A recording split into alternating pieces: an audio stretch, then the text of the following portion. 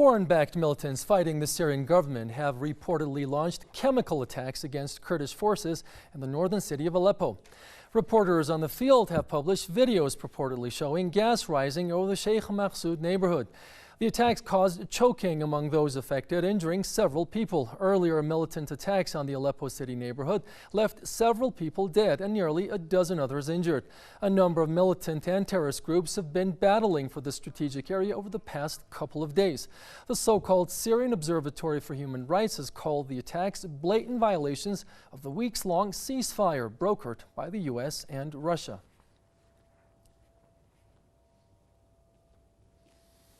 Talking about this, we have Press TV's Muhammad Ali. Muhammad Ali, it's good to have you here with us on the program. Now, where do these chemicals, if not explosives, really come from? Well, what we know is that this is not the first time kind of linked groups use chemical substances or agents in attacks against Syrian government forces or civilians. Previously, this happened in Deir al-Zor just a couple of days ago. ISIL attacked Syrian government forces with mortars that included also chemical agents. Now, we heard also that on Thursday, the al-Nusra Front, with some so-called moderate opposition groups, including some of them that are recognized as FSA groups who have allied with al-Nusra Front, they both targeted Sheikh Maqsoud area with the chemical agents, of course, mortar shells that included such gases, causing the death of an unknown number up till this moment of people over there. We don't know where they are getting such substances from, but probably such materials are coming from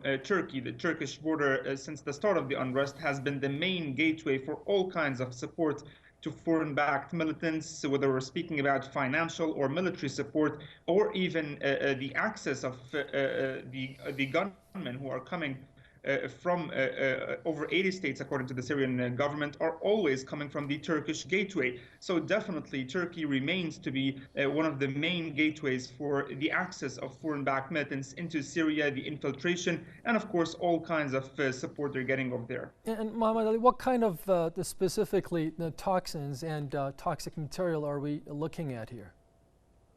Well, it's yet unconfirmed yet. However, some videos coming out of Sheikh Maqsoud itself surfacing online on the internet suggest that mainly it is chlorine. However, we still need to wait and see how they will check what substances were used, according, of course, to the doctors over there who are examining the conditions of those who are injured, who have suffered from choking and suffocation due to those substances. Videos coming out of there also showed the yellow gases rising, yellow smoke rising because of gases over there from Sheikh Maqsoud after the mortars hit various parts of that strategic and important area. We know that, according to many experts, such attacks over there come as a result of the desperate situation of the militants, as you know, after they suffered heavy losses before the cessation of hostilities in and around Aleppo. Sheikh Maqsoud is a very strategic area because it is in the northern part of Aleppo, and because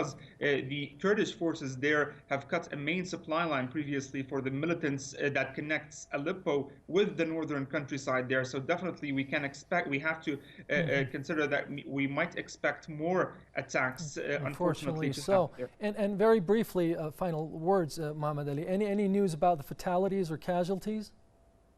Well, reports coming out, unconfirmed reports, however, coming out of there suggest that at least 14 people, among them civilians, of course, have been killed due to such attacks. We have to mention that this is not the first attack with mortars at Sheikh Maqsoud that killed civilians and injured others. However, it is the first at Sheikh Maqsoud that included gases and chemical gases. Okay, Muhammad Ali, thank you for your participation here.